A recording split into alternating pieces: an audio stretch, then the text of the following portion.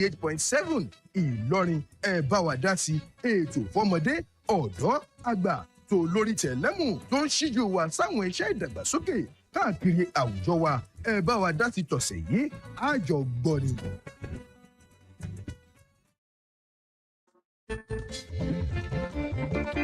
Ẹ bá wa dá sílé tó ká lórí afẹ́fẹ́ ẹ bá wa dá sí lẹ́tọ̀ tá a máa gbọ́ láago mẹ́wàá ojoojúmọ́ Monday to Friday. Ẹ bá wa dá sí lẹ́tọ̀ tá lórí afẹ́fẹ́ ọ̀rọ̀ agbègbè wa bó ṣe ń lọ iná tí ò dáa omi tí ò dára. Ẹ bá wa dá sí lẹ́tọ̀ tá lórí afẹ́fẹ́. Agbọ́mọpa ń gbọ́mọ ẹgbọ́n ṣúdà bẹ́ẹ̀ security wá mẹ́hẹ̀ gbogbo ọjà ló ti wọ́n gógó.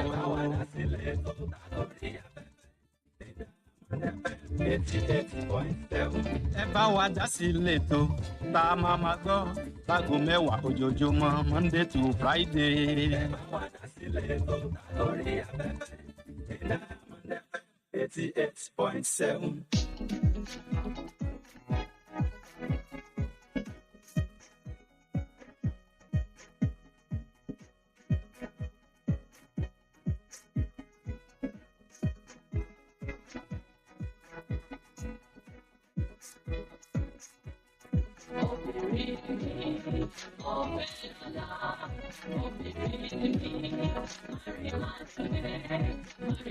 Ẹgbẹ́ àtúmọ̀ ṣe bẹ̀rẹ̀ máa kí yín kú ojúmọ́ káàárọ̀.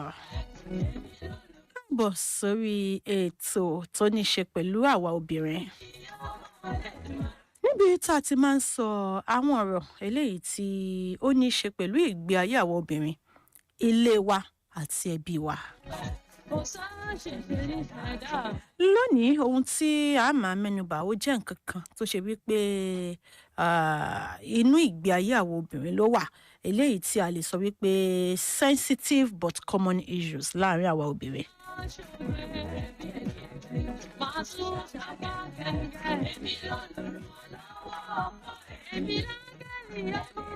Òun náà ni ọ̀nà tí a lè gbà láti fi dojúkọ àwọn ìpèníjà tí obìnrin máa ń bá pàdé nínú ẹbí ọkọ. Báwo dáadáa sì rí i pé bàbá ń sọ̀rọ̀ nípa ìgbéyàwó, ó kọjá ohun tó wà láàrin ọkọ àti ìyàwó nìkan.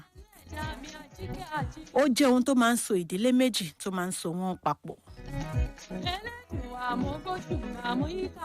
Nígbà míì àwọn àjọṣepọ̀ ìdílé méjì yìí máa ń mú àlàáfíà dání, ìgbà míì ìfọ̀kànbalẹ̀, ìfẹ́, àmọ́ nígbà míì ńkọ́ ó máa ń mú ẹkún àti ìpayín kèké lọ. Àwọn obìnrin míì wà bẹ́ẹ̀ bá ní ó gbé wọn ó gbé, bẹ́ẹ̀ bá ní ó gbé jùlẹ̀ wọn ó gbé jùlẹ̀, bẹ́ẹ̀ bá ní ó má sọ̀rọ̀ wọn ò ní sọ, bẹ́ẹ̀ bá ní ó dákẹ́ wọn ò dákẹ́, àmọ́ ju gbogbo ẹ̀ lọ ńkọ́ wọn ò tún ní fàkànbalẹ̀ lọ́dọ̀ ẹbí ọkọ. And irú ìpèníjà báyìí ó máa ń mú kí orí ó gbóná, ó máa ń mú kí ọkàn ó pòrúurú, ó máa ń mú kí ìjà ó wáyé láàrin lọ́kọláya kódà bó tilẹ̀ nǹkan gbọ́ra wọn yé tó. Ó máa ń mú kí obìnrin kí ìgbé ayé obìnrin kí ó dàrú, ó máa ń mú kí ọkàn obìnrin kó wà lókè. Lónìí a fẹ́ sọ ní gbangba làṣàǹtà. Báwo ni obìnrin ṣe lè dojúkọ irú ìpèníjà báyìí eléyìí tó bá pàdé nínú ẹbí ọkọ? Báwo ló ṣe lè dojúkọ? How can she even protect her peace? Láì ṣe pé ó da ẹbí rú. Bí obìnrin bá wá feel rejected lọ́dọ̀ àwọn ẹbí ọkọ ẹ̀, táwọn ẹbí ọkọ ẹ̀ ò gbà tiẹ̀, gbogbo bó tilẹ̀ wù kó ṣe tó wọn ò gbà tiẹ̀. Báwo ló ṣe yẹ kó handle ẹ̀? Àsìkò tó àtijọ́ sọ. Let's just talk about it. Ẹ káàbọ̀ padà lẹ́ẹ̀kan sí lórí ètò Ẹ Bá Wa Dá Sí agbọ́n tí ọ̀rọ̀ obìnrin. Omidan Ọláyínká Àjàní Àjíbádé lóko tèmi. Mo ní àlejò lórí ètò yìí kó à ń kọ ni. A rò pé òwò nìkan ló dá wá lónìí. Kó à ń kọ ni. Ẹ káàárọ̀ gbogbo ilé o, orúkọ mi ni Bísọ́lá Odúwọlé Suleiman. òun náà lájọ máa sọ̀rọ̀ láàárọ̀ yìí lórí kókó ọ̀rọ̀ yìí ọ̀pọ̀lọpọ̀ obìnrin ló wà ní ipò tá à ń sọ̀rọ̀ rẹ̀ yìí àmọ́ tí kò sẹ́ni tí wọ́n lè bá sọ àwọn obìnrin míì bó tilẹ̀ hùn kí wọ́n tiẹ̀ sọ tó people are not really ready láti understand wọn á ní àbíwọ náà ni àmì mi kọ́ fẹ́ a ní kì í ṣe mi ò dẹ̀ lè sọ o débi pé obìnrin míì ti wà trained níbi pé you go explain tire ibi tọ́bìnrin míì wà nù you go explain tire because irú ìpèníjà báyìí ẹ jẹ́ ká kọ́kọ́ wò lákọ̀ọ́kọ́ kí ló dé tí obìnrin máa ń bá rẹ̀ ní irú ipò báyìí. ìpèníjà kì í ṣe nǹkan tí ṣẹ́rí ibi tí èèyàn bíi méjì mẹ́ta mẹ́rin bá ti wà kò sí bí ìpèníjà ò ṣe ní sí kò sí bí kí náà máa ń pe conflict ní Yorùbá. àìgbọ́ra-ẹni-yé kò sí bí ò ṣe ní wà láàrin bóyá èèyàn àti ẹbí ọkọ ni o ọ̀rẹ́ ọkọ ni o àbí bóyá ọkọ gan fúnra rẹ̀ nítorí pé oníkálukú wa ọ̀tọ̀ọ̀tọ̀ níbi tá a ti dàgbà ọ̀tọ̀ọ̀tọ̀ ní background wa ọ̀tọ̀ ní bọ́n ṣe tọ́ wa ọ̀tọ̀ ní bá ṣe mọ̀ nǹkan ṣe sí púpọ̀ ni wá ṣe mọ́ra wa ni a ṣẹ̀ṣẹ̀ ń learn about ara wa ni okay nǹkan báyìí lẹ́ni ìfẹ́ nǹkan báyìí lẹ́ni yóò fẹ́ àbáyìí náà ṣe ń lé wọn báyìí làwa ṣe ń lé wa a ṣẹ̀ṣẹ̀ ń try àti synchronize pẹ̀lú ara wa ni gẹ́gẹ́ bí ẹbí méjèèjì tó wà papọ̀ so a lot of àwọn pera wọn pé ẹ wá wọn yìí ṣe báyìí kò yẹ kẹ́ ṣe báyìí meanwhile àwọn ẹni tó fẹ́ sọ kò yẹ kẹ́ ṣe báyìí fún wọn yìí sọ bẹ́ẹ̀ fáwọn so ibẹ̀ ni ìjà ti máa kọ́kọ́ bẹ̀rẹ̀ pé ọmọ yìí máa láyà o àyà máa kó o. wọ́n sì ti kọ́ wọn lé pé tó o bá ti rí nǹkan tí ò dùn mọ́ ẹ sọ̀rọ̀ síta ìwọ wá gbé sọ̀rọ̀ síta tìyẹ wálé onílé táwọn ò dẹ̀ kí ń gbà kéèyàn sọ̀rọ̀. you understand so ibẹ̀ ni conflict ìjà ti máa ń kọ́kọ́ ń bẹ̀rẹ̀ torí pé àgbọ́ra ẹni yé tó understand ara wa try àti fojú sílẹ̀ ká mọ irú environment tá a ti bára wa yìí bóun náà ṣe ń bẹ̀ that's the first thing tó máa ń kọ́kọ́ ń fa conflict. ẹ jẹ́ ká bá wò báyìí tá a bá gbà wípé ọ̀pọ̀lọpọ̀ káàtì ẹ̀ fi tàwọn ọmọ Gen Z lẹ̀ ká wo ti àwọn millennium àwọn ò ti ní millennials ó dàpọ̀ àwa ni millennials ọjà má jẹ kan bó wa má jẹ bó wa o ṣáwọn iye 2000 kan ní millennials má jẹ bó wa. ẹ wo èmi ti gbàgbé bó dàpọ̀ àwa náà ni I think that's us. so káwá wò pé àwọn ẹlòmíín wà kì í bẹ́ torí táwa ní àmọ́ mi wọ́n ń ṣe bẹ́ẹ̀ yẹn kíní kan ní tójú bá fara balẹ̀ ọláwa ni tójú bá fara balẹ̀ á rí mú ìwọ pé kò yẹ kó lè ṣe báyìí ṣé wàá ṣe báyìí ká sọ pé yàn ń bẹ́nu ó ń tọ́nu akágbàpọ̀ mọ̀ míì wà kì í bẹ́ ẹbí míì wà ìyàwó ibi tó bá ní ó wà ló wà kì í dá sí ohun tí ò kàn bọ́n bá ní ó jókòó yóò jókòó àmọ́ síbẹ̀síbẹ̀ nǹkan àwọn ẹbí ọkọ ò ní kó fò kó níṣò ni iṣẹ́ ọ̀pọ̀lọpọ̀ máa ń wò pé the fear of losing their son pé ọmọ tó ṣe pé ó máa ń gbé wa gẹ̀gẹ̀gẹ̀gẹ̀ tẹ́lẹ̀ tá a bá ti pè báyìí yóò dáhùn lọ́wọ́ kan nísìnyí tó ti fẹ́yàwó báyìí sìn tá a bá pè yóò kọ́kọ́ dá yàwó ẹ̀ lóhùn náà àbí àwọn kan sọ wípé bóyá the fear of pé okay o yóò máa kọ́ ọmọ wọn sí wọn pé nísìnyí báyìí àwọn ará mọ̀ pé tá a bá ti sọ fọmọ ọ̀rá lábẹ́gẹ́ àmọ́ sìn báyìí yóò kọ́kọ́ bí ìyàwó ẹ̀ náà kó tó dá wa lóhùn. ọmọ mi gan ló máa ń fà ń gbà mí all these things kí n sọ fún bébì mi náà. all these things ọ̀pọ̀lọpọ̀ ẹbí ò kì í dúró láti kọ́kọ́ farabalẹ̀ náà kọ́kọ́ mọrú ìyàwó yìí náà àmọ́ ní kété tí ìyàwó bá ti ń dásẹ̀ wọlé ọkọ tó ti ń bomi sí lẹ́sẹ̀ báyìí ni enmity yóò ti bẹ̀ kí ló máa ń fà gangan. ẹ ti dárúkọ àwọn nǹkan míì tó máa ń fà ara nǹkan tó máa ń fà ní fear ẹ̀rù ọmọ yìí àwa la rèé láti kékeré tó ṣe dàgbàdé level tó dàgbàdé yìí àwa la tó ń school ẹ̀ǹgbà tó ṣoríire bóyá gbà tó yẹ ká máa jẹun ọmọ wá dé wá lóun mú yàwó dé ìyàwó yìí nísìnyí àmọ́ bóyá kò tiẹ̀ ní já rójú ẹ̀ lẹ́mọ̀ bóyá ẹlòmíì àwọn family ọkọ mi ti máa ń ní mindset yẹn pé ìyàwó tó ń bọ̀ ìṣe fún àwọn ọmọ tí ò wá ní kó tó wá lójú ọmọ tó fine kó wá jẹ́ni tó tún wá lówó lọ àbò náà wá níṣẹ́ gidi kó tún wá níṣẹ́ gidi bóyá tiẹ̀ tún wá popular hàn ṣé eré eléyìí báyìí ṣé lè máa bọ̀wọ̀ fágbà báyìí ṣé lè máa gbà kí ọmọ wa ṣe bó ṣe máa ṣe tẹ́lẹ̀ ṣé lè máa bá wa pọnmi tá bá ti ń ṣe nínáwó gbogbo orú yẹn náà máa ń wà tá a lè command ẹ̀ bó ṣe wù wá. you understand irú eléyìí náà máa ń fa challenge fear látọ̀dọ̀ àwọn family ọkọ ọmọ tẹ́ ẹ tí mọ̀ ẹ tí ẹ tí wo ìwà ẹ ti already ní one perception nípa ẹ pé irú àwọn ọmọ sí ìtàn tí ẹ ń fẹ́ káàkiri nísìnyí mi ò rò bóyá irú ọmọ ilé máa farabalẹ̀ o mi ò rò bóyá ọmọ ilé máa pọ́n wálé o mi ò rò bóyá ọmọ ilé máa jẹ́ kí a wá sí ilé ọmọ wa o ká tiẹ̀ sùn ká jí o gbogbo irú àwọn kan bẹ́ẹ̀ yẹn ó máa ń fa ìpèníjà láti ọ̀dọ̀ ẹbí ọkọ. Ìyàwó mi náà gẹ́gẹ́ bí obìnrin àwa náà máa ń gbọ́ ẹlòmíì tó máa ń sọ pé ẹlòmíì ò tiẹ̀ fẹ́ rí ẹbí ọkọ ẹ̀ náà sójú ẹlòmíì ò tiẹ̀ fẹ́ rí ìyá ọkọ ẹ̀ lé a máa ń gbọ́ táwọn kan máa ń sọ bẹ́ẹ̀ yẹn tó bó tẹ̀ jẹ́ pé a máa ń correct pé kì í ṣe nǹkan tó da ìwọ náà máa bímọ kéèyàn kan á máa gbàdúrà rú ẹ̀ fún wọn náà you understand so aláwọn kan náà wọ́n mọ̀ míì náà tó ti gbé mindset yẹn wá pé ẹ wo mi ò ní jẹ́ kí anybody bóyá torí experiences tó ti ní ẹlòmíì bóyá challenge tí ìyá ẹ̀ go through ní marriage òun náà wá wò pé ẹbí kàkà kí n go through ẹlẹ́mì nígbà ní mi ní fojúlẹ̀ fẹ́ anybody tó máa ṣe ń gbé wá báyìí mi náà máa dá padà ní wọ́n máa ṣe ń ṣe kíní kan èmi náà so ó máa ń fa gbogbo irú àwọn nǹkan báyìí tí sáìdì méjèèjì ò bá ti ní understanding tí èèyàn kan náà ò bá ready láti ṣe sùúrù fẹ́ni kejì ibẹ̀ ni problem ti máa ṣábà wá. ẹ jẹ́ ká wá wò báyìí àwọn ẹbí ọkọ míì wà tán gbòòrò they are so much wọ́n pọ̀ nínú ẹbí ọkọ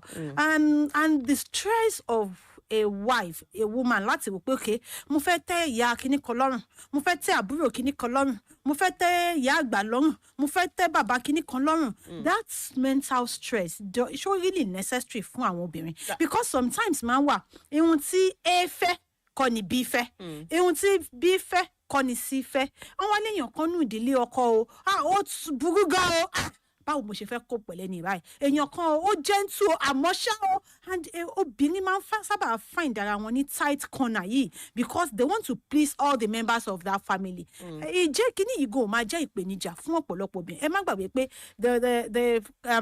the nuclear family obìnrin yẹn tó jẹ́ ìyàwó ọkọ àtàwọn ọmọ ó ní àwọn challenges tiẹ̀ láti deal pẹ̀lú wọn but then to the extended family too mo fẹ́ tẹ́lẹ̀ lọ́rùn mi ìfẹ́ jẹ́ kán rí tèmi wí mo fẹ́ tẹ́ pẹ́lú ǹjẹ́ ẹ̀ fi òpó máa add to the mental stress táwọn obìnrin máa ń face nílé ọkọ. òun ni number one problem most women máa ń ní. ìṣòro àkọ́kọ́. most women kò tó bá ti wò tó bá ti fi pé wo tí má ti débi ẹni tí tó bá ṣàfẹ́ máa ṣàṣe kí n lè rí ìdíjókòó kí n lè ṣe kíní kan one thing tèmi fẹ́ kí most obìnrin mọ̀ ni pé o lè please everybody. bóun ẹ̀ kó gbé orí ẹ̀ lẹ̀ báyìí kán wá máa tẹ̀ mọ́lẹ̀ kọ́ máa tẹ̀ mọ́lẹ̀ wàá sì ráwọn tó máa bínú ẹ̀ náà so that's one thing. so òun ló wá mọ̀ ṣe àwọn tó kò lè gbórí tiwa sílẹ̀ àbí orí tiẹ̀ nìkan lọ. àwọn obìnrin kan wà tẹ́ pé wọ́n ní ọ̀yàyà everybody tó bá wọ́n ṣe mọ́. Ọlọ́run dá mọ́ wọn àdámọ́. báwọn kan ṣe máa láìkẹ́ bẹ́ẹ̀ làwọn kan máa ní kí ló máa ń ṣọmọ yẹn tó máa ń bẹ́ẹ̀ náà kí ló ṣe kí ni kó farabalẹ̀ kó má dọ́dọ̀ mi o àwọn kan ti ń bínú ẹ̀bẹ̀ yẹn bẹ́ẹ̀ la maturẹ́ lomi náà tó pé ó like to keep to herself wọ́n kan bá ti rọra kí ẹran mà á dẹ̀ rọra jókòó wọn ni ọmọ yìí ti á sónú báyìí kò ṣe wá tiẹ̀ kò tiẹ̀ yára òyọ̀ mọ́yàn àbí kò fẹ́ rí wa ni so ibẹ̀ lẹ́tì mọ̀ pé you cannot please everybody nǹkan téèyàn lè ṣe irú situation yẹn ni pé be original be yourself jẹ́ kó mọ̀ pé bí mo ṣe rí ni I'm not saying that mi ò wá sọ pé èèyàn ò lè change o kò add àbí kò yọ àwọn kankan kúrò. learn and unlearn. exactly ẹlòmíì wà tẹ́ pé ó bàjẹ́ ọ̀rọ̀ kò mọ̀rọ̀ sọ. alásọjá mu èmi tó tún lè sọ. irú ìyọ̀bẹ yẹn lè kọ́ bó ṣe ń kó rẹ̀ níjànú. gbé wọlé ọkọ. exactly àwọn ọ̀rọ̀ kan wà téèyàn sọ wá gbé mi nínú ẹ̀ wàá máa rò bọ̀ wá ok n bá sọ kí ni yóò máa dalẹ̀ rú so there are certain things that you don't say èèyàn lè kọ́rù nǹkan bẹ́ẹ̀ yẹn but at least let them know that bí mo ṣe rí ni ìwọ tó fi bẹ́ẹ̀ lọ́ọ̀yà yes o lè try but don't force it wàá gbìyànjú wàá ṣe wàá mọ̀ but jẹ́ kó mọ̀ àwọn tó máa like for who you are bí ọmọ yẹn tó bóun ṣe rí nìyẹn ẹ filẹ̀ but at least the major thing is you are kind o lẹ́kọ̀ọ́ o ní respect o pọ́n everybody lé bó ṣe yẹ kó pọ́n wọn lé tí conflict bá ṣẹlẹ̀ o fi ọpọlọ o rò o fi gbé kó tó sọ̀rọ̀ o rò dáadáa many times you are picking your words correctly I feel like it can help. Mọ̀ pé ọkàn wa èmi ò rán yàn tí èmi ò jẹ́ kí nìkan wàhálà máa wà ìbùjókòó ẹ ti shake kò sí béèyàn ṣe ní conflict. ó dẹ̀ jẹ́ ká lè ṣe bẹ́ẹ̀ ká polówó ọjà à ń padà bọ̀ láàrin ìṣẹ́jú àáyá. This iftar package. See Malta Guinea. Remember that woman I said I helped this morning? Her grandson Ibrahim bought this masa and Malta Guinness. See, good comes to those who do good. Sharing goodness brings blessings. Please pass me the can of Malta Guinness. We need to call our neighbors and share with them for iftar. This Ramadan, nourish your iftar with the real taste of Malta Guinness. Malta Guinness, sharing goodness brings blessings. It's a brand new day, I'm feeling stronger. Happy to do anything, happy to do my work now. Yesterday was tough, but I don't repair, I don't recover. Yeah, see me as a fresh. Now they see me, I want to do. Let me say, the capsule, I'm falling free. Repair and recover with Astimine, a blend of amino acids and multivitamins.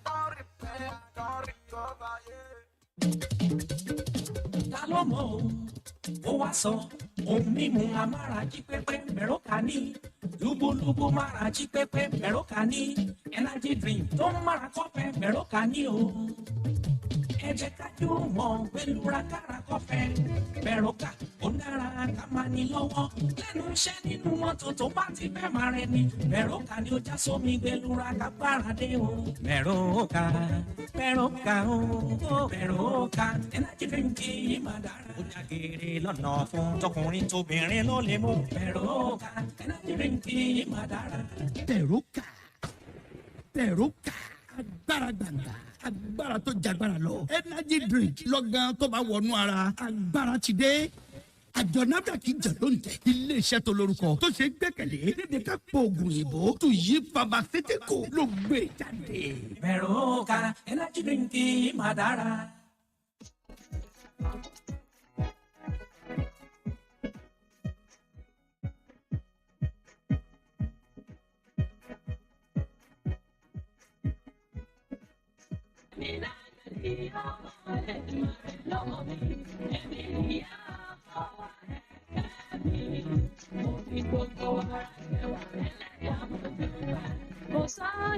Ká padà sórí ètò BAWA DASI. A gbọ́ sọ̀rọ̀ àwa obìnrin. Ọ̀pọ̀lọpọ̀ àwọn obìnrin ni wọ́n ń kojú ìpèníjà yìí. Tí ó sì ṣe bẹ́ẹ̀, ó ti da ọ̀pọ̀lọpọ̀ ìdílé rú. Bẹ́ẹ̀ bá bèèrè lọ́wọ́ ọkọ àti ìyàwó, kí ló fàjà yín gan? Wọn ò ní lè wí. Àmọ́ bẹ́ẹ̀ bá wo ipa tí àwọn ẹbí ìmíì kó nínú ìjà wọn. Ẹ rí bíi pé ó kọjá kékeré. A sì débi pé kí ni ojúṣe ọkọ nínú ìgbésẹ̀ báyìí.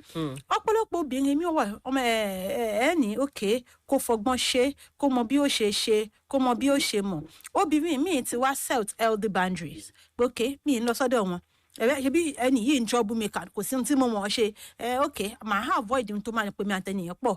Àmọ́ tó bá máa rí ńgbà míì á di pé ìgbéraga ni. Ó ti ṣe kinní kan ni. Ó ti ṣe báwo lobìnrin ṣe lè set boundary. Níbi tó bá ti rí wípé ó dàbí pé mental health òun mì lápá abẹ.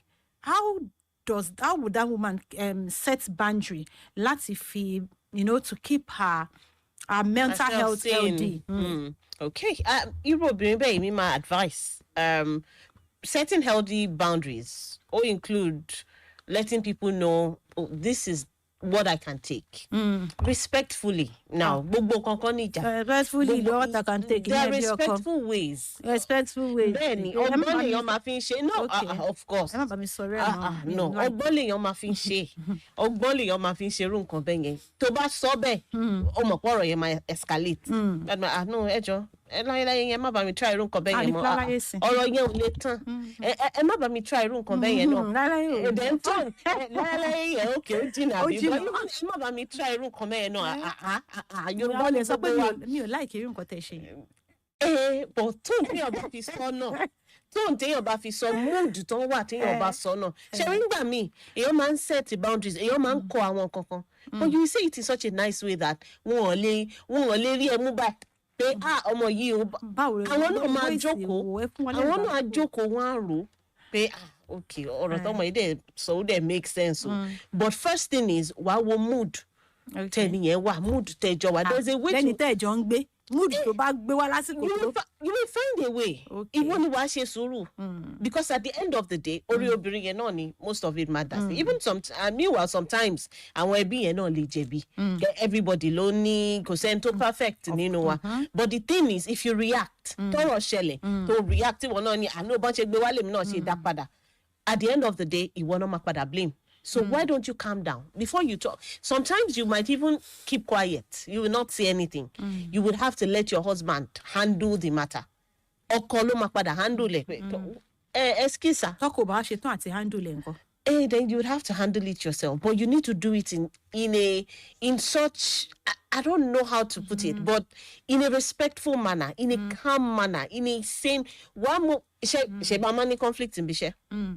Bóyá à ń bá client sọ̀rọ̀ à ń ṣe nígbà àṣà ní jágbe mọ́ customer ọgbọ́n tí wàá fi calm down náà nínú ẹ̀wọ̀n boil o but ọgbọ́n tí wàá fi calm down láti bẹ́ẹ̀ náà ni wàá ṣe when it comes to family because family bá ṣe máa ń sọ okùn ẹbí ògùdọ̀ tọwọ́ ẹja it should not be you that will cause wàhálà láàrin ọkọ ẹ àti àwọn ẹbí ẹ so you should find a way to do it.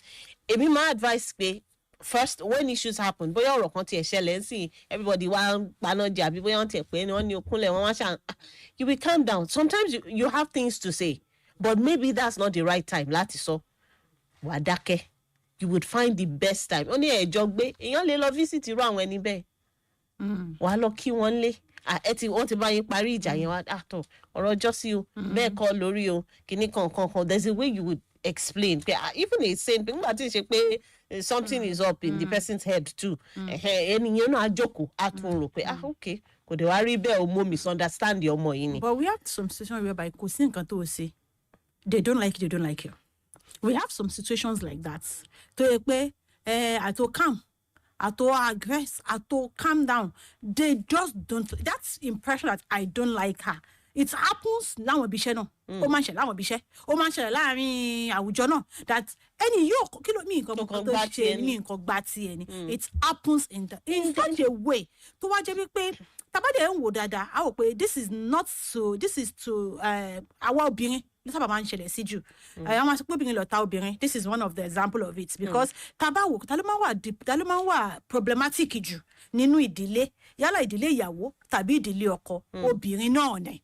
And tabawa wò dáadáa àwọn obìnrin yìí they are also the kind of person pé àwọn náà one way or the other àwọn ti gba ilé ọkọ kọjá rí one way or the other wọ́n wà ní ọkọ kan so èmi fi pé àwa ló yẹ ká wá understand ara wa jù but still àwa náà la máa ń gbógun tira wa jù now ṣé wọ́n ṣeéṣe kí ìgbéyàwó ọkọ àti ìyàwó kó wà peaceful nígbà tí àwọn ẹbí ọkọ tán bá gba tìyàwó is it possible?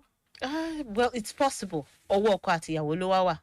Fún irú èèyàn bẹ́ẹ̀ yẹn tó ní bóyá family ọkọ or family member tí ò gbà tiẹ̀ dandan kọ́ you don't necessarily have to interact with that person all the time tí nǹkan kan bá pa yín pọ̀ ṣe normal bó ṣe yẹ kó ṣe pọ́n ènìyàn léèkì and you move on you don't necessarily have to sit down with that person dandan kọ́ ni kò wà níbi tẹ́ni náà wà and on regular days èèyàn tẹ́ ẹ̀ ríra kò ní ẹ̀ níwulẹ̀ bára yín ní issues I guess ọmọ máa sọ̀rọ̀ ẹ lókèrè ni but at least you would not see that person for the sake of your own mental health for the sake of peace as well torí mọ̀ pé tẹ́ bá pàdé wàhálà máa padà ṣẹlẹ̀ so setting boundaries also means kò jìnnà sírú ẹni bẹ́ẹ̀ stay away from such a person tí nǹkan bá pa yín pọ̀ of course you have to do kì í ṣe kó rí kó ignore no. But at least ṣe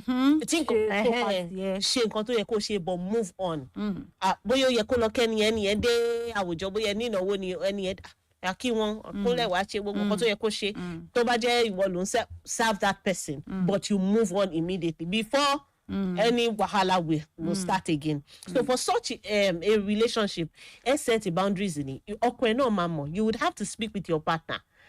Nǹkan tẹ́ ṣe jẹ́ partner nìyẹn nǹkan báyìí but even that person would see it I don't mean sure pé irú àwọn èèyàn tí àwọn kì í like èèyàn yẹn wọ́n máa ń fi bò wọ́n fi bò most people máa rí àfi tọkọ bá fẹ́ ṣe bí pé òun ò rí lókù ó máa rí bá a sọ̀rọ̀ ṣàlàyé nǹkan báyìí ló ṣẹlẹ̀ o in case tó bá rí pé mò ń ṣe báyìí sí àǹtí lágbájá o pé in case tó bá rí pé relationship ò dán mọ́ràn o this is the situation in situations like that my expect pé kọ́kọ́ intervene náà kó wò maybe it can still work but if he tries and it doesn't work kóníkálùkù wà ní ààyè ara ẹ̀ kò ní kálukú wà ní àyà rẹ̀ so that kò ní sí wàhálà so that really because tí conflict bá continue láti máa ṣẹlẹ̀ marriage wọn máa bẹ̀rẹ̀ sí ní shake because there's no way. Then you are talking about the maturity of that man. Because in some situations, like we used to say, this is the practical because we are also so we see the struggle and we hear the struggle of some women. Okay, that is when the maturity of the man comes in. What if that man is not really mature to handle that situation? We have seen a situation whereby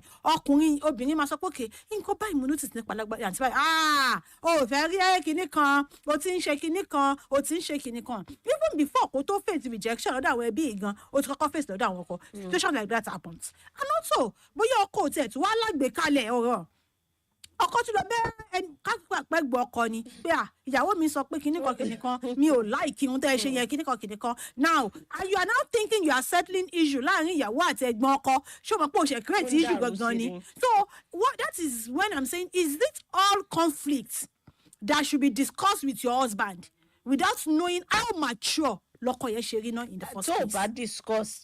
tó bá discuss pẹ̀lú ẹ̀ or tí àwọn issues kan ò bá ṣẹlẹ̀, you will not know whether the person is matured enough láti handle ẹ̀. So àwọn ọ̀rọ̀ kan gbọ́dọ̀ ti ṣẹlẹ̀ wá pé bó ṣe handle lọ́dà pé tí n bá tún sọ fún lọ́jọ́ mi wàhálà mi máa ṣẹlẹ̀, but at least you will try first. Ìkan àti kọ́kọ́ ṣẹlẹ̀ bóyá kan ni bóyá méjì ó lè má tẹ̀ wá jọ́rọ̀ family ó lè jẹ́ other issues gan tí ó jẹ́ family related. Bẹ́ẹ̀ ni yẹn ṣe handle ẹ̀ ni wàá ti wò pé okay bí bá sọ ọ̀rọ̀ yìí sí báwo ló ṣe máa ṣe kò ní ba nǹkan jẹ́ sí àbí ṣé ó máa tún nǹkan ṣe ni wàá mọ̀. But there's no way. I'm an advocate of communication between partners. Tí nǹkan bá ṣẹlẹ̀ àmọ́ wọn náà ó fẹ́ gbé kalẹ̀ gbó sọ fún àǹtí ẹ̀ kéré kan you understand. Ó ń ṣàlàyé ni mi mọ̀ nǹkan tí mo ṣe fún mọ́mì Omidan nǹkan báyìí náà ṣe fún mi o nǹkan báyìí ni mo ṣe wọ́n dẹ̀ wá sọ báyìí wọ́n dẹ̀ wá bínú wọ́n dẹ̀ wá nígbà tó bá gbé kalẹ̀ bẹ́ẹ̀ a reasonable man will point out ibi tí wọ́n náà ti ní fault pé ìwọ náà ò bá má ṣe báyìí ó dà pé nǹkan tó ṣe yẹn àbí okay. Meanwhile as a man too, I don't expect him to co-criticize the auntie or ìyá in front of you. You can go and sort out that issue with them, but you should find a way to mediate. Kó wà láàrin méjì, kó calm down party A, kó calm down party B. Now kó wá ṣe bẹ́ẹ̀ nìyẹn. Ìwọ náà ti mọ̀ pé mi ò ní rojọ́ because tó bá continue láti máa rojọ́ o sọ lé ní àǹtí ẹ̀ ṣe kíní o sọ lọ́la àbúrò ẹ̀ ṣe kíní o sọ lọ́tọ̀la mọ́mí ẹ̀ ṣe báyìí. Before you know it ọkùnrin yẹn máa bẹ̀rẹ̀ sí ní rí pé ó dà pé kò fẹ́ rí ẹbí mi kankan. Kò sí, there's no way a normal human being would think the same thing. Tó bá jẹ́ obìnrin náà ni ọkùnrin sọ fún pé mọ́mí ẹ̀ wá ṣe báyìí àbúrò ẹ̀ wá ṣe báyìí before you know àbí kò tiẹ̀ wá fẹ́ràn àwọn ẹbí mi rárá ni because there's no way tí conflict ò ní sísẹ̀. Bí mo ṣe sọ níbẹ̀rẹ̀ we are from different backgrounds. Ìhùwàsí wa yàtọ̀ ìṣesí wa yàtọ̀. So situations bẹ́ẹ̀ yẹn ìwọ ni wàá rọra mọ bó ṣe máa handle nǹkan ẹ̀. Handling it the first thing is kò yẹra and then àwọn situations kan máa wà náà that you have to speak up. Speak up to who? To the husband? No, understand how you have to, or to the family. When it becomes extreme, you have to speak your mind. I'm not saying kàn dákẹ́, kàn má sọ̀rọ̀, kàn calm. Yes, you'll be calm. But ìjọ kan máa wà tẹ́ pé you would need to say àwọn nǹkan báyìí ni mo ti experience and this is not how things are supposed to be. But the same thing tí màá tún sọ ni pé ọgbọ́n lèèyàn fi ń gbèrú ẹ̀ kalẹ̀ náà. Jẹ́ sáré wọ WhatsApp lórí ọ̀rọ̀ yìí. Ẹnìkan ní good morning ma, this is so deep extremely deep because lot of obìnrin ló ń fèsì challenges yìí right now. Ọ̀pọ̀ tẹ̀ ti kúrò ní ọkọ lórí ìpèníjà yìí. Wọ́n ní some families, some husband value their families than their wife. Their family comes first. And they report anything that happens between them and their wife to their family, to their mother actually. Báwo lè ṣe expect pé irú ìyá yẹn máa fẹ́ràn ìyàwó ẹ̀? And it boils down to maturity ọkọ náà. Cause kò sí. Mi sọ pé maturity of the husband. Gẹ́gẹ́ bí obìnrin náà ìwọ àtọkọ ẹ ní issue o sọ fún ìyá ẹ lẹ́nì wọ́n bá yẹn parí ẹ̀ o sọ lọ ìyá mọ̀ pé ṣe pé àwẹ̀ yìí tí ìṣe pé ó máa treat ọmọ mi báyìí kò sí bẹ́ẹ̀ ṣe fẹ́ ṣe there's no way. So irú situation bẹ́ẹ̀ yẹn wọ́n lè láìkí ẹ̀ family yìí ọkọ ò lè like it if your husband keeps doing that. So maturity ọkọ náà torí ẹ̀ ni mi mọ béèyàn ṣe fẹ́ ṣe irú situation bẹ́ẹ̀ yẹn ṣé a máa ní kán fojúlẹ̀ dáadáa níbọ̀ ó ò lè mọ̀yàn tán you would not know bóyá o máa wúrú wà yẹn until tó bá wọnú marriage ọ̀hún tán. So you have to learn how to manage yourself. But in situation yẹn I'm sorry there's no way. Òun report to ẹ fún ìyá ẹ ní gbogbo ìgbà òun report ẹ fẹ́ gbó ti ṣe ẹni tún ti ẹ wo ìyàwó mi tún ti bẹ̀rẹ̀ ó tún ti gbéṣẹ́ ẹ̀dẹ́ o of course they will not like you. Ọ̀kọ́ládé Àyìndé wọ́n ní at harmony at home wọ́n ní women influence is embedded in respect, humility and selflessness. Wọ́n ní most women are domineering and territorial. Ǹjẹ́ lóòótọ́ ni? Well, territorial on the part of yes. Àwọn family ọkọ àti ìyàwó fúnra rẹ̀ everybody fẹ́ claim na me get the man èmi mo àwa la bí ọmọ wa ní àjọdàgbà pẹ̀lú ẹ̀ ní ṣe bí wọ́n ṣe mọ́ last year lẹ marry àwa láti ń tọ́ láti kékeré there's usually that táwọn méjèèjì ò bá lè come together káwọn méjèèjì náà bá ṣe ní kí ìyàwó set boundaries kí ìyá ọkọ náà set boundaries kí àbúrò ọkọ náà set boundaries kó mọ̀ pé ẹ̀gbọ́n mi ti wá níyàwó ń sìn o we should give him space we should give them space you don't just barge into their house anytime you give her due respect it's her home gbogbo orun kan bẹ́ẹ̀ náà máa ń fa issues but wọ́n dé pé kíni ilé tẹ́ pé tí o mọ bá ṣe kọ́ ni eré kan ẹ ti wọ kitchen pion meanwhile she's the woman of the house now ẹ fún ní due respect ẹ tí o bá sí gbogbo yẹn conflict máa wà well I agree some women are territorial pé no mo fẹ́ kọ́ mọ̀ pé mi mo nílé sí ẹ máa ilé bí lóòótọ́ yes I get but no I'm the wife now. àmọ́ èmi ń fi òpè ojú ló mọ tó yọnu kí àwọn obìnrin mi sọ pé gbogbo obìnrin kó tó lè sọ pé òkè mo fẹ́ kàn pé mi mo nílé àwọn àlejò náà gbọ́dọ̀ ti ní pé tọ̀ ó ti fẹ́yàwó báyìí o bá a ṣe ń ṣe kó tó marry kọ́ ni a máa ṣe wà tó marry tán. I think tá a bá ti kọ́kọ́ ní mindset yẹn ìyàwó tó ní mo fẹ́ kọ́ mọ̀ pé mi mo nílé ń sìn ó máa ti láwọn nǹkan tó ti kọ́kọ́ ń rí látọwọ́ àwọn ẹbí ọkọ kó tó lè wò pé èmi mo nínú ilé yìí na this is my home. Me feel pé I think that most women kò sẹ́ni tó fẹ́ kílẹ̀ ẹ̀hún dàrú and me feel pé we always try to make sure that our home is peaceful but a máa kàn react differently lórí ohun tó ń bọ̀ látọ̀dọ̀ ẹbí ọkọ. We react differently like you said calm we should be calm we should be this we should be that which is right but of course obìnrin mi kò sáré bínú kò sáré bínú bọ́lọ̀ ṣe dànù obìnrin mi kẹ̀dẹ̀rẹ́ kódà ká ẹ máa tẹ̀ mọ́lẹ̀ kò ní gbin ìyẹn ò túmọ̀ sí pé ó fẹ́ ràn yín ọlọ́run dà bẹ́ẹ̀ so èmi believe wípé being territorial it's just that knowing that ẹ pé èmi ni mo ní bí ilé okay all mo fẹ́ sọ pé púpọ̀ náà obìnrin are territorial because in my husband's house is my husband's house. I want to be like no this is my so bóyá ẹni tó wá ń bọ̀ náà ṣe náà in my brother's house.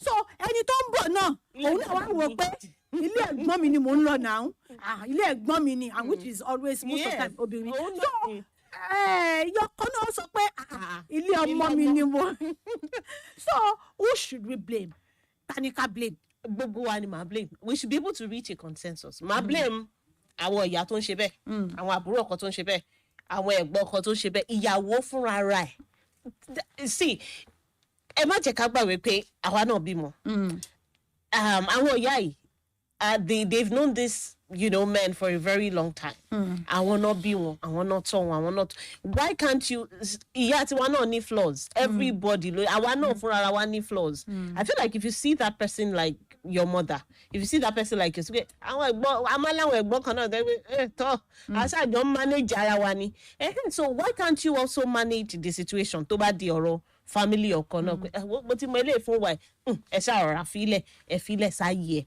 wàá mọ̀ pé kóníkálukú wà láyé ẹni kì í jọ ń tabaríra ẹpẹ̀lẹ́ ńlẹ̀ nǹkan tá jẹra wa nìyẹn kò ní wá di pé o fẹ́ rí wọn o fẹ́ ṣe kíní anytime you see each other there's always chaos marriage yẹn ò ní last for situations like that gbogbo wa then ọkọ náà ọkọ mi náà ló máa gbéyàwó ẹ̀ lé àwọn ẹbí lọ́wọ́ táwa di pé ọkọ ló máa put foot down pé as much as I love my family I love but this is my wife too accord any due respect accord any due honor má kọjá ibi báyìí ẹ má kọjá boundaries yín ọkọ náà ní iṣẹ́ tó pọ̀ láti ṣe but ó máa wá ń le tóbìnrin bá nírú ọkọ tí ò nírú discipline yẹn àbọ̀kọ tí ò wà matured enough to handle situations like that ó máa ń le gan because the marriage will suffer kò sí bẹ́ẹ̀ ṣe fẹ́ ṣe. If she has to handle it, so I'm if I could this situation that way, no, let me stand for myself. Once you start to do that, totally stand for exactly. Once you start to do that, marriage is rocky. So to real okorin would stand as a man. Láàrin ẹbí àti àárín. 09136556952 lójú òpó tẹ́fẹ̀ that's a láàárọ̀ tòní.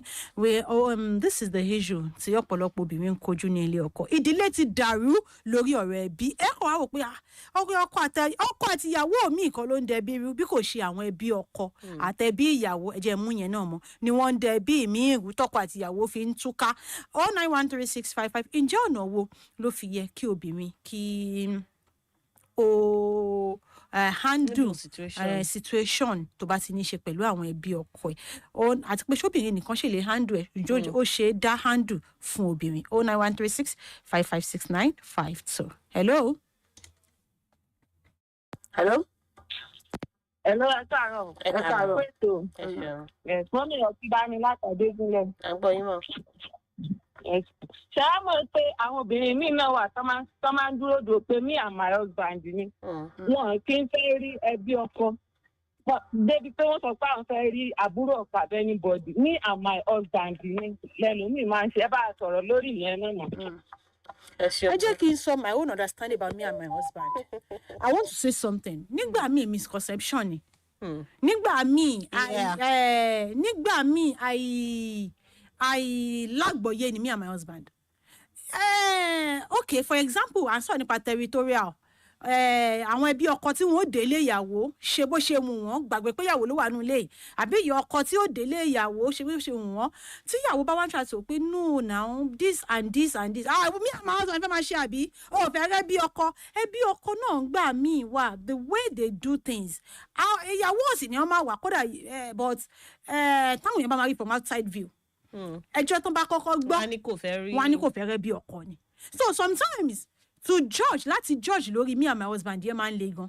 Yeah, but sometimes, when you are not in the picture. Yes, I understand that. But sometimes no, àwọn kan wà tẹ́ pé that's the nǹkan tó gbé sórí nìyẹn. Wo I don't want to see any ṣe mo máa sọ àwọn irú èèyàn bẹ́ẹ̀ yóò fẹ́ fi bọ́ fi bò. Àwọn misconceptions máa ń pọ̀ òun ló pọ̀ jù nínú àwọn me and my husband yìí bóyá torí bóyá kàn wùwà kan àbó ṣe nǹkan kan kò fẹ́ rí wa dé. Misconceptions ló máa ń pọ̀ jù bẹ́ẹ̀. Ẹgbẹ́ kan òun ló pọ̀ jù but lóòótọ́ we have some people who also have that of course kọ̀ndánù rẹ̀ sí ọ máa ń wà ṣùgbọ́n nígbà míì máa ń wà ǹjẹ́ àwa náà farabalẹ̀ láti mọ̀ pé okay ṣé misconception ni kìíní abẹ́ni yóò fẹ́ rí wa lóòótọ́ because tá a bá kó mẹ́wàá jọ mo fẹ́ lè sọ pé misconception ni mẹ́jọ bí mẹ́sàn-án àìlágbòye kí ni ìyàwó yẹn fẹ́ kí ló ń dùn ló máa ń fa púpọ̀ nú ẹ̀ kì í ṣe pé ìyàwó yẹn gangan ò fẹ́ me and my husband ohun tí mo sábà notice nìyẹn pẹ̀lú àwọn cases tàtí ẹ̀ lóòótọ́ ló wà bẹ́ẹ̀.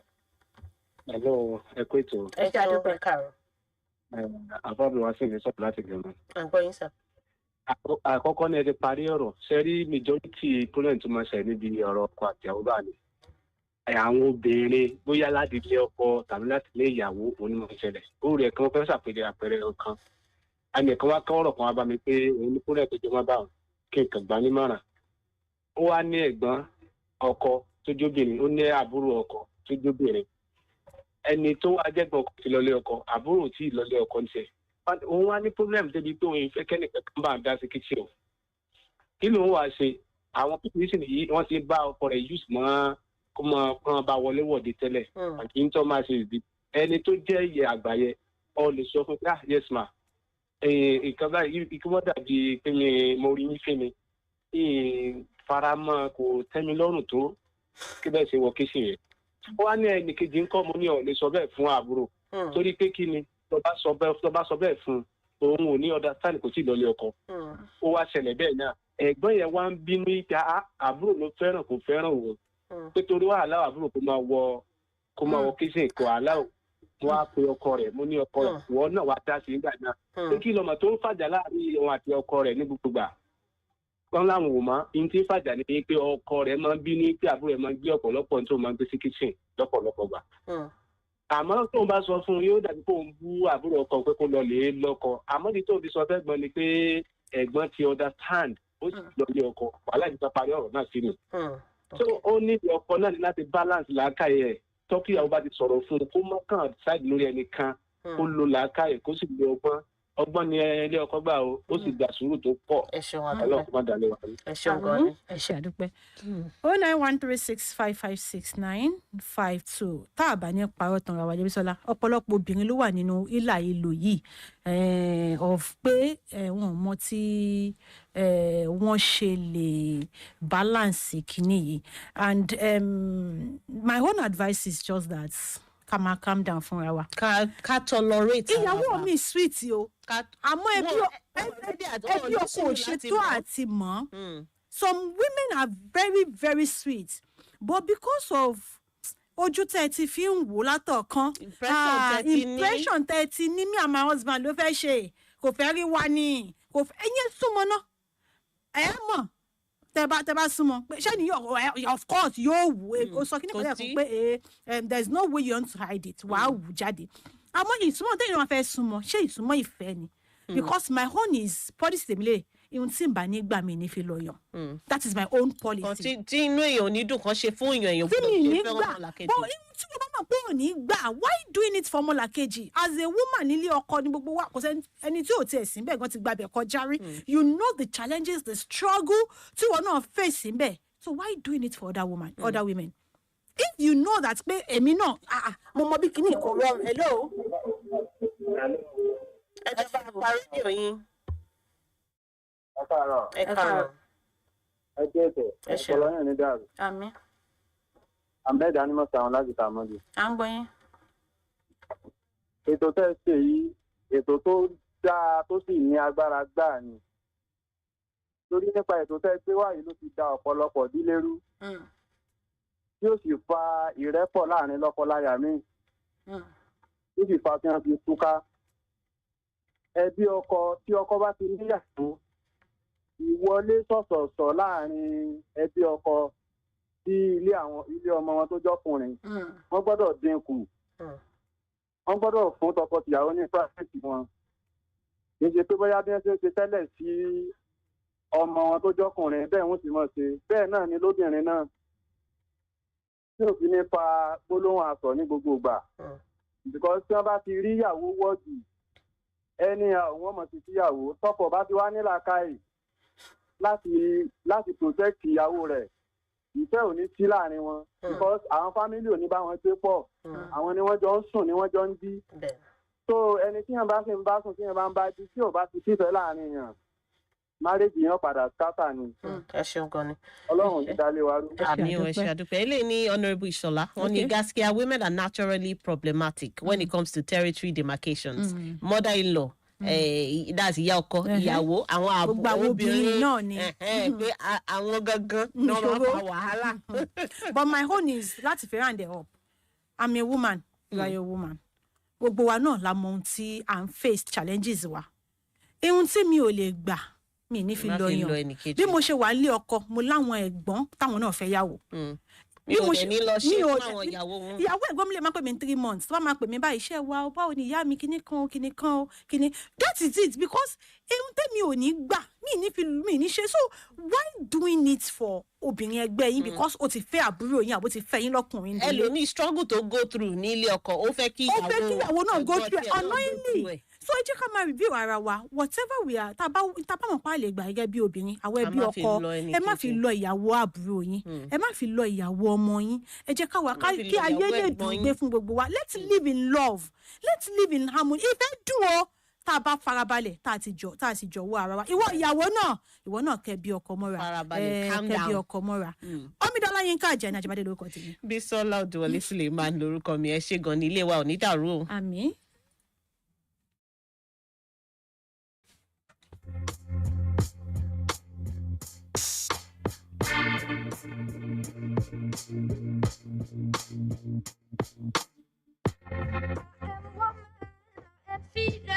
I am sexy, I'm the vibe, I'm a beat the boy,